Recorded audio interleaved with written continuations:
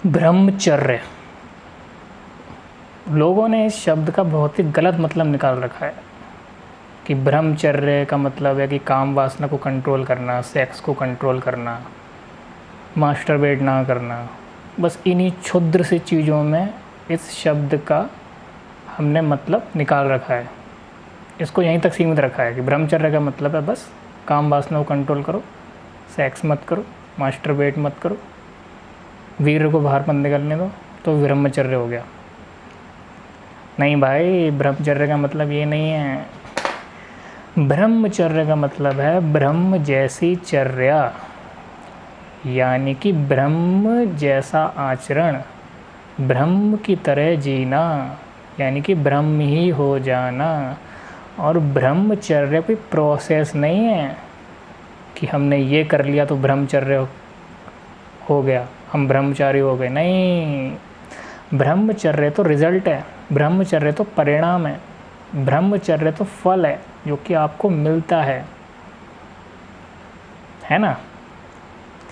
तो ब्रह्मचर्य होने के लिए पहले तो आपको ब्रह्म होना पड़ेगा, यानी कि जो ब्रह्म की जो कॉन्शियसनेस है, जो चेतना है, तो जो आपकी चेतना का लेवल है वो ब्रह्म की चेतना से मैच करना चाहिए पहले तो, तब आप कहीं ब्रह्म हो पाएंगे। और जब ब्रह्म हो जाएंगे तब आपको कोई आचरण फॉलो नहीं करना पड़ेगा कि ये मुझे करना है तो मैं ब्रह्मचारी हो जाऊंगा, ये काम वासना को मुझे रोक लेना है तो मैं ब्रह्मचारी हो जाऊंगा। नहीं, तो जो भी आपके थ्रू होगा वो ब्रह्मचर्य ही होगा, क्योंकि जब आप ब्रह्मी ही हो गए तो अब आपका स्वभाव हो गया ब्रह्मचर्य। अब आपको कुछ फॉलो नहीं करना, कुछ ज़बरदस्ती अपने ऊपर थोप लिया हो, कुछ बोझ लेकर चल रहे हो कि पता लगा कि मन में कुछ और विचार चल रहे हैं लेकिन आप दबा रहे हो उस चीज़ को, तो क्या है, ब्रह्मचर्य थोड़ी हुआ। तो ब्रह्मचर्य फल होता है, फल, रिज़ल्ट, जो कि आपकी साधना के बाद में मिलता है आपको। ब्रह्मचर्य को ये नहीं है कि कोई 10 साल से किसी ने सेक्स नहीं किया या मास्टरबेट नहीं किया तो वो ब्रह्मचारी। नहीं भाई, इस गलत फहमी में मत रहना। धर्म गुरुओं ने भी इस शब्द को बहुत ही करप्ट कर दिया है, बस ब्रह्मचर्य को लस्ट तक ही सीमित कर दिया कि जो लस्ट नहीं करता वो ब्रह्मचारी है। कुछ ऐसे ब्रह्मचारी भी हैं जिनके मन इतने गंदे हैं कि अगर उनको टीवी पर टेलीकास्ट किया जाए तो अगले दिन मुंह दिखाने लायक ना रहे, इतना किसी साधारण इंसान का भी मन गंदा ना हो। तो इस गलत फहमी में मत रहना कि ब्रह्मचर्य का मतलब ये है।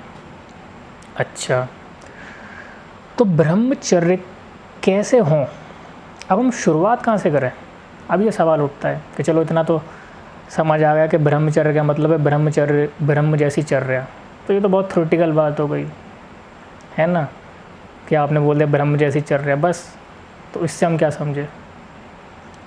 तो पहले तो आपको ये देखना है कि आप किस लेवल पे हैं, जो आपकी कॉन्शियसनेस, आपकी चेतना का जो लेवल है वो कहाँ है।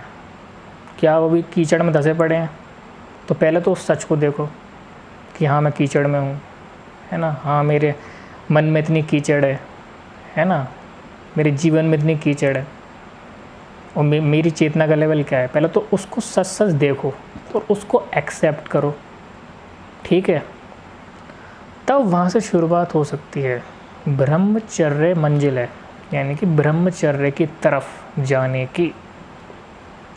अच्छा, आध्यात्म की दृष्टि से और योग की दृष्टि से भी इसका बड़ा महत्व है ब्रह्मचर्य का, है ना।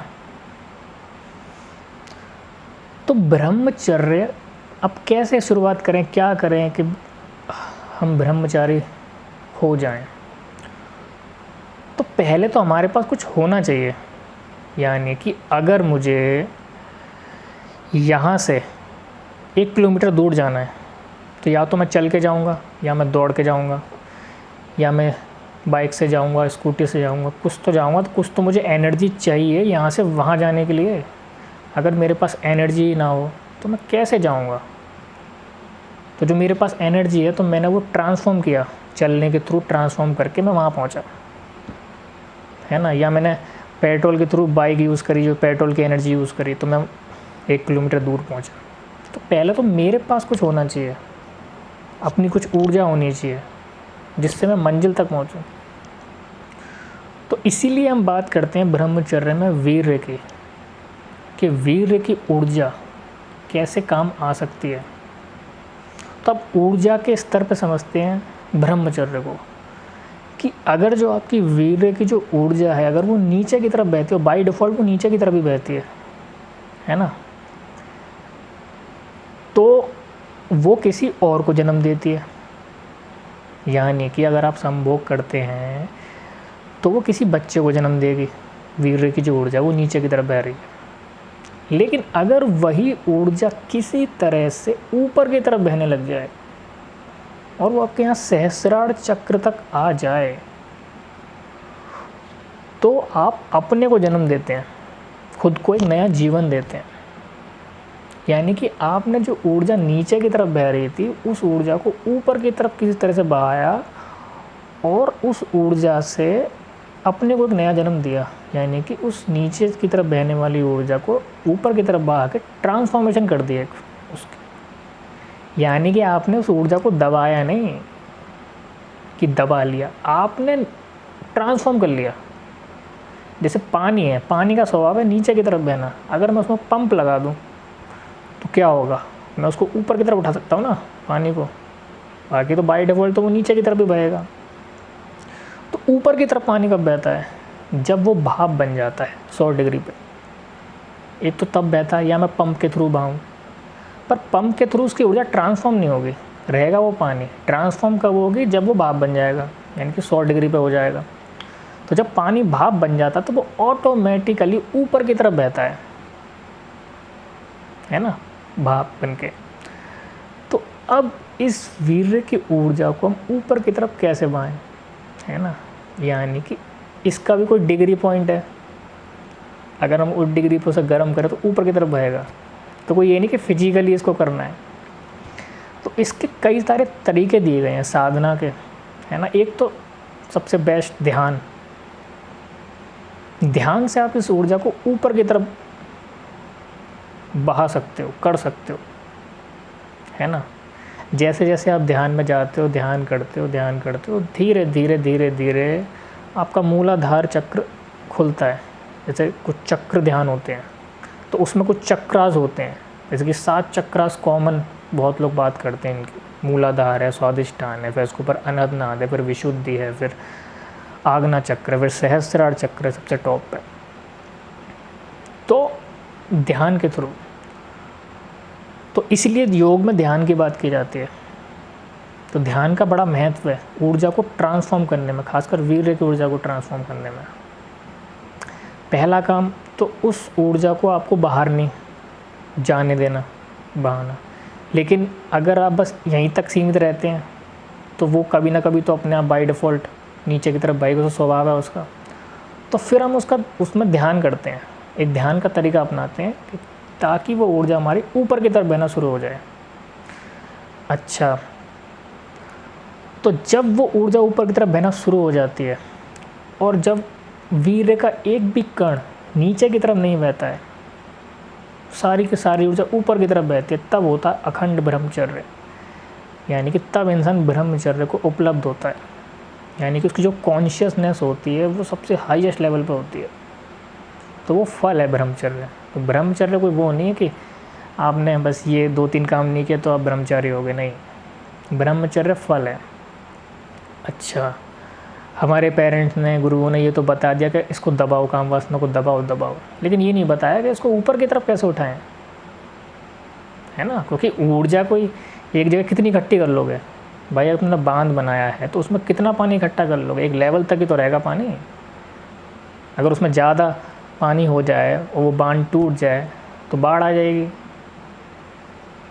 तो धर्मगुरुओं के बात सुन के कुछ लोग क्या करते हैं, अपनी काम वासना को दबाते हैं। अच्छा, ऊपर की तरफ उठाना उन्हें आता नहीं, और जब वो कैसे उठाएं, कैसे कन्वर्ट करें, उसका तरीका ही नहीं पता। तो फिर वो बांध टूटता है, तो फिर वो या तो गुस्से में निकलेगा या फ्रस्ट्रेशन में निकलेगा, कहीं तो निकलेगी वो एनर्जी, है ना। तो ब्रह्मचर्य का मतलब ब्रह्म जैसी चर्या, यानी कि आप एक तरह से क्रिएटर हो गए। ब्रह्म को हम क्रिएटर बोलते हैं, हिंदू धर्म में क्रिएटर बोलते हैं कि जिसका जो स्वभाव है वो देने का स्वभाव है, कुछ क्रिएट करने का स्वभाव है ना। अब उसकी जो लेने की वृत्ति है वो नहीं रही, अब वो सिर्फ देने के बारे में सोच रहा है कि मैं क्या दे सकता हूँ, वो उसका स्वभाव बन गया है ना। और क्या क्रिएट कर सकता हूँ नया, तो वो कि ब्रह्म जैसी चर्या। तो ब्रह्मचर्य के लिए पहले आपको ब्रह्म होना पड़ेगा, यानी कि अपनी कॉन्शियसनेस को उस ब्रह्म की कॉन्शियसनेस से मैच करना पड़ेगा, तब आप समझ पाएंगे ब्रह्म की चर्या क्या है, तब आप उस तरह से आचरण कर पाएंगे, है ना। तो ये तो था ब्रह्मचर्य का कॉन्सेप्ट, है ना। तो आज के लिए इतना ही, बाकी मिलेंगे हम नेक्स्ट वीडियो में। तब तक के लिए बहुत बहुत धन्यवाद।